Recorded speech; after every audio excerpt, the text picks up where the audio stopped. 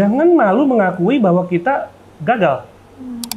Proses kegagalan itu yang membuat kita tahu, oh kamu tuh jalannya jangan begini.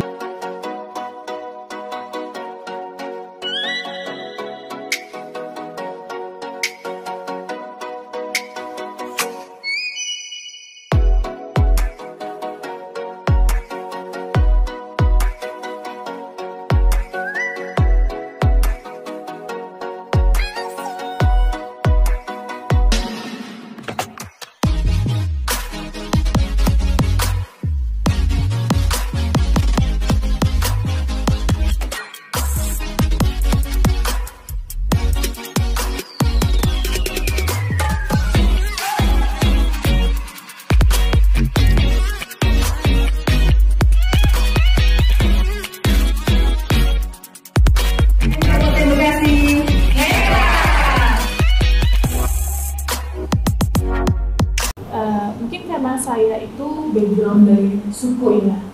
Suku apa? Batak. Kalau saya suku Batak gitu. Jadi suku Batak ini kan lebih cenderung dengan sekolah.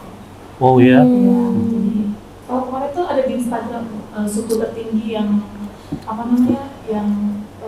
sumber daya manusianya, SDM-nya gitu ya, harus menempuh pendidikan gitu ya. Itu muncul tuh Batak gitu paling tinggi. Masuk ya? Iya masuk. Tapi yang saya mau ceritain di sini gini, kebetulan saya nggak bilang satu suku itu ya. Saya pribadi dan keluarga saya ini cenderung takut gitu ya memulai usaha. Kenapa? Pasti pemikiran pada umumnya adalah kalau gagal gimana ya? Bener nggak sih Pak? Oh, terus? Nah, yang mau ditanyakan? yang mau saya tanya, bagaimana sih buat kita bisa yakin gitu Pak? Maksudnya saya nggak perlu mikirkan peluang kegagalan itu, tapi saya harus berani dulu untuk melangkah. Dan masalah sukses itu kan Tuhan sudah atur ya. Rezeki itu kan Tuhan sudah atur. Nah itu bagaimana sih Pak? Caranya kita meyakinkan diri? Saya jawab duluan. Kalau bisnis takut gagal, jangan berbisnis. Boplo pernah gagal nggak? Banyak. Saya baru menutup satu outlet loh. Di mana Pak? Cempaka Putih. Saya baru menutup. Kenapa? Kalau nggak jalan ya tutup. Jangan malu mengakui bahwa kita gagal. Proses kegagalan itu yang membuat kita tahu, oh kamu tuh jalannya jangan begini. Kamu tuh harus ke sini. Kamu harus perbaiki. Kenapa kegagalan bisa begini? Karena mungkin kamu target marketnya salah. Posisinya ngaco. Ya, promosi kamu masih belum optimal. Saya pernah juga nutup outlet kami yang terbesar dengan satu investor, dia gelontorin 16 miliar. Di mana Pak? Serpong. Dia bikin gede banget gedung kita, ikonik banget. Dia dekorasi sesuai dengan logo kita, G, gambar ulekan juga. Apa yang terjadi pada saat memulai bagusnya luar biasa. Ini nih seorang CH ini nggak pernah ada di lapangan, di floor nggak ada. Ada di mana? Di dalam akuarium, bikinin gado-gado. Ya, bikin gado-gado. Itu sangat luar biasa. Suatu ketika kebijakan dari pemerintah itu bisa tiba-tiba menghambat kita. Apa yang terjadi? Tiba-tiba putaran jalan dari Jakarta menuju Serpong itu ditutup. Tidak boleh lewat situ, harus ke Villa Melati Mas. Jauh minta ampun. Dan itu membuat customer kita drop langsung. Yang mati banyak. Restoran-restoran gede, restoran macam-macam itu sudah survei. Kita udah bilang saya mau minta tolong Pemda membuka portal tersebut, nggak dikasih. Kita udah mau bayar. Apa yang terjadi? Dengan sangat menyesal, penjualan drop, akhirnya kita kembalikan gedung tersebut ke investor. Dan itulah bentuk kegagalan yang tidak pernah malu saya akui. Kalau gagal, akui itu dan bilang gagal itu artinya apa? Next, coba lagi. Next, coba lagi. Perbaiki apa yang salah dengan kita. Mungkin kita salah, lebih banyak kita salahnya. Mungkin dari pihak luar, seperti yang tadi masalah orang ya, bagian dalam, kebijakan pemerintah dan sebagainya. Itu membuat kita kadang-kadang juga bisa drop. Tapi kegagalan itu buat CH ya, aduh bumbu penyedap bro. Oke, betul. Setuju Setuju. luar biasa ya. Setuju. Pengalaman Anda, kegagalan Anda, itu bikin otot kita jadi kuat. Iya. Ini udah sering angkat barbel dia. Jadi sering. Saya nggak rajin masalah. fitness, tapi saya berkali-kali jatuh, berkali-kali gagal, tapi saya tidak pernah malu untuk mengakuinya. Kami baru menutup cabang kami di Cempaka Putih. Karena marketnya kurang. Tapi saya yakin dan percaya, kita akan bisa melakukan perbaikan sehingga kita bisa buka cabang di tempat-tempat lain. Amin. Mohon doanya. Amin. Keren ya. Ya keren banget loh. Jadi Pak Alvin ini baru nutup 1, nanti bukanya 10 kali Pak ya. Amin. Bro, sorry, kita kasih kesempatan dong. Aurel ini belum nanya. Ini Mungkin Aurel mau nanya nih. Nih, Udah nggak usah. Itu. Aurel mau nanya.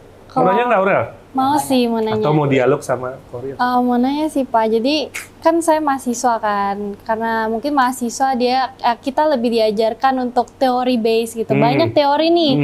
Tapi waktu di real life dan even waktu saya bantuin orang tua saya, bisnis sama teman, kadang tuh suka bingung gitu. Teorinya banyak, tapi prakteknya bingung. Kayak gimana nih teori seperti apa yang harus saya praktekin? Yang mau kamu tanyakan? Yang mau saya tanyakan, gimana sih biar kita udah belajar dan praktek itu bisa kita, pelajaran itu bisa kita praktekkan gitu. Caranya step seperti apa sih yang benar kita bisa jalanin gitu? Ya, salah satu caranya adalah kalau kita ingin mau tahu prakteknya ya kita terjun langsung bikin bisnis. Nah, tapi kadang suka bingung gitu loh Pak. Bingungnya kenapa? Bingungnya kayak mulai dari mana ya gitu. Oh ya, saya udah sering bagikan di dalam sharing-sharing saya, ada beberapa poin ketika kita memulai bisnis. Pertama adalah starting small. Gunakan dengan uang yang kamu punya. Jangan meminjam. Minjam boleh, sama IMF, istri, mertua, dan family. Ya, IMF bukan yang IMF bank dan sebagainya, apalagi pinjol. Ya, kalau bisa, kalau saya berdasarkan pengalaman saya, itu Mama itu dengan sikapnya dia, yang saya lihat, yang saya programkan dalam diri saya adalah ketika saya bangun pagi jam 5 pagi, dia bangunin saya kan setiap waktu saya masih SD. Itu bangunin pagi, nemenin dia ke pasar. Dari Gang Kebon Sirih menuju ke Jalan Wahid Hasim, itu kira-kira 200 meter lah. Ritual pertama yang saya lihat ketika saya mata terbuka dengan masih ngantuk ya, nyokap itu lagi masukin uang ke celengan ayam. Ini gemukas di sini. Kenapa? Uang omset dimasukin ke celengan ayam. Celengan ayam kalau udah banyak, baru ditaruh di bank. Dan ketika dia mendapat tawaran, dia nggak pusing. Gue mesti cari di mana ya? Ke pinjol kah? Kemana kah? Kemana? Nggak ada. Dia udah ada duitnya. Jadi sikap yang pertama yang saya bilang, terutama untuk pesan-pesan saya sama Gen Z, terutama Gen Z nih, yang selalu ngomong work-life balance. You belum work hard, udah mau work hard balance. Bullshit buat saya. Saya sering tulis loh di thread saya, kata-kata saya menghujam mereka. Bukan saya benci sama mereka. Saya sangat-sangat pingin Gen Z itu punya sikap mental yang seperti kita dulu. Nggak ada tuh santai-santai sebelum Anda sukses. Nggak ada cerita. Saya jam 5 pagi tiap hari pasti bangun ke pasar sama nyokap, temenin dia. Belanja. Nyokap nggak punya karyawan. Jam 5 pagi. Habis itu sekolah. Habis sekolah ngapain? Lap meja, cuci piring, kupas kentang. Teman-teman saya satu SD semua tahu siapa saya. Anaknya tukang gado-gado. Datang ke tempat jualan mama saya nggak kabur. Saya samperin mereka. Saya lapin meja mereka. Sampai saat ini pun teman-teman SD saya semua tahu. Itu pelajaran pertama. Kedua, memilih makanan atau menu yang merakyat. Jangan pilih yang aneh-aneh. Terutama yang pilih orang-orang nggak tahu nih. Misalnya nyebut makanan apa. Menu yang kita masih, gue pikirin ini menunya apa ya. Tapi kalau orang udah sebut gado-gado, semua orang Indonesia pasti tahu. Bahkan di luar negeri udah terkenal Indonesian salad. Makanan sayur campur dengan bumbu gado-gado, bumbu kacang. Udah beres. Ketiga, yang paling saya ini nih tonjolkan adalah memilih merek dengan yang unik. Merek unik. Anda pilih merek gak bisa sembarangan. Jangan pilih yang asal-asalan. Seperti contoh, maaf ya, rawon setan. Ya, itu maaf. Itu nama itu identik dengan doa. Diri Anda siapa? Nama kamu dikasih nama Yogi Sugih. Sugih itu artinya apa? Kayak udah pasti. Kalau dia mau berjuang ya, kecuali dia males, nggak bakalan sugih dia. Tapi kalau dia mau berjuang pasti sugih. Nama itu merepresentasikan siapa Anda sebagai pemilik nama. Sama juga dengan brand. Iya. Sinar apa tadi? Sinar Fajar. Sinar Fajar. Fajar yang menyingsing. Iya. Sinarnya luar biasa. Apalagi sinar makmur, ya kan? Sinar Jaya. Macam-macam lah pokoknya. Anda pilihan itu nggak boleh sembarangan. Keempat adalah yang saya banyak lakukan dan sampai sekarang ini saya lakukan, menolong pihak lain. Saya banyak bantuin orang. Saya mengklaim diri saya sebagai kacungnya UMKM. Bodoh amat. Saya kacungnya UMKM. Coba panggilan lagi. Copang. Kenapa saya lakukan? Karena saya sadar sepenuhnya. Walaupun di awal istri saya nggak suka menentang saya punya program ini. Dia marah. Kamu ngapain? Kurang kerjaan. Bikin program UMKM kamu kumpulin. Bantu mereka. Keluarin tenaga seperti ini kan keluarin tenaga loh. Waktu. Iya. AC, listrik dan sebagainya. Beli kamera. Iya. Kamu kurang kerjaan, dia bilang. Saya bilang, saya nggak mau berdebat sama kamu. Nanti suatu ketika kamu akan tahu manfaatnya. Sekarang dia, ini kamera 30 juta dia beliin. Kenapa orang menentang? Karena dia belum tahu manfaatnya. Dan kita sebagai seorang suami istri ya jangan berantem-berantem. Ingatlah, ketika terjadi sebuah harmonisasi dalam keluarga, aduh, ini Cehan udah ngomong bisnis, sekarang ngomong ke ini nih, keluarga, paling demen dia. Ketika terjadi harmonisasi dalam sebuah bisnis, ingat loh, berkat Tuhan tercurah di situ. Related sekali. Saya paling suka bicara tentang apa? Topiknya? Family business. Ingat teman-teman, 95% dari semua bisnis di seluruh dunia berawal dan bermula dari family business. Contoh, kamu. Aurel. Contoh juga Boblo. Iya. Semua. Family business is sebuah topik yang saya sangat-sangat suka. Saya diundang dari Universitas Ciputra Surabaya untuk sharing family business. Dan itu kemungkinan saya akan angkat lagi di suatu menu di buku saya. Menarik. Saya banyak dibantu dan ada satu teman saya, dokter S3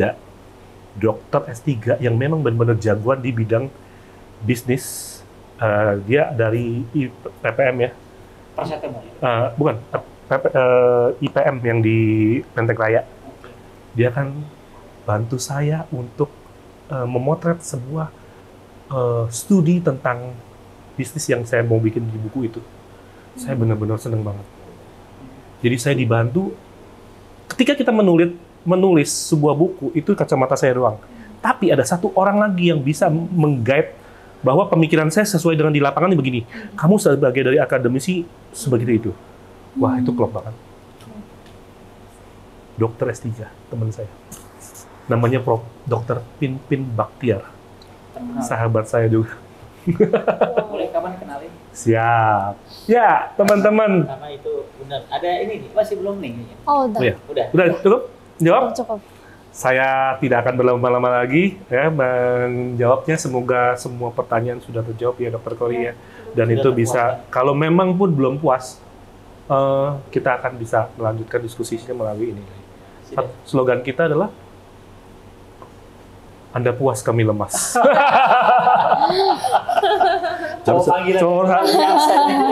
Nah, itu tadi teman-teman perbincangan kita dengan Dr. Cory dan Aurel serta Yogi Sugih yang membahas bagaimana ketika kita ingin berbisnis. Ya, semoga para audiens bisa menarik manfaatnya dan kami berempat mengucapkan sampai jumpa. Sampai jumpa. Thank you. Thank you. Sukses selalu dan sehat selalu. Amin.